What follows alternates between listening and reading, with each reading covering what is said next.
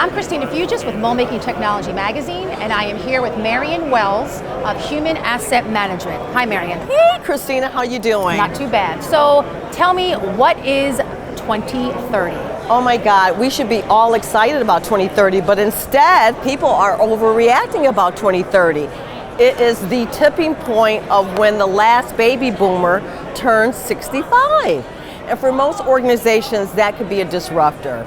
For most, I would think for all. Yeah. So what does that mean exactly for mold builders, do you think? Well, for mold builders, if they haven't been really focused on their workforce development, there's a good chance that the last employee might be turning out the lights on them. In other words, that 65-year-old might come into the office and say, you know what? I'm ready to quit, I'm ready to retire. So define for me what you think the actual awareness level is of a typical mold shop. Like, how aware are they that this is actually this pending deadline? You know what? I think there's been so much noise in the industry. There's been a lot of headlines about this. There's been a lot of talk about 2030 and the fact that the baby boomers are retiring quickly. But as far as taking action and doing something about it, I think that is where the disconnect is right now. What type of actions do you think people are not thinking about? They're doing the traditional things? They're doing the traditional things, but they're not thinking about alternative sources for talent and where they can get that talent from.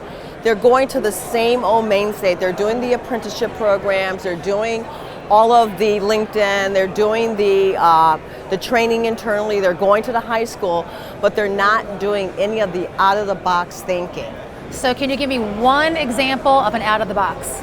Well, I think that Westminster Tool has done a great job for doing that out of the box. They made a strategic decision to go after young people, to really, pull them into their workplace.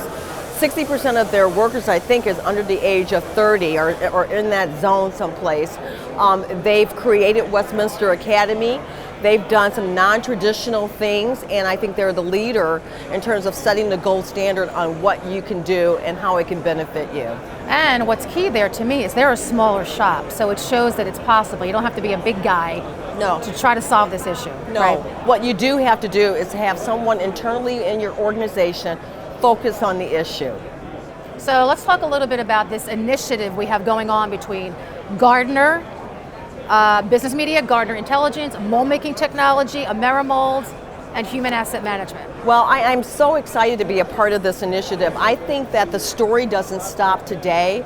I think that there is a lot that we can share with the audience in terms of resources that they can utilize to make an impact tomorrow.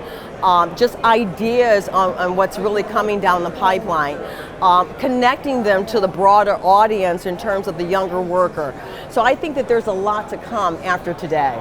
Well, thanks, Marion. I look forward to working with you. Okay, great job. For more on workforce development, visit moldmakingtechnology.com.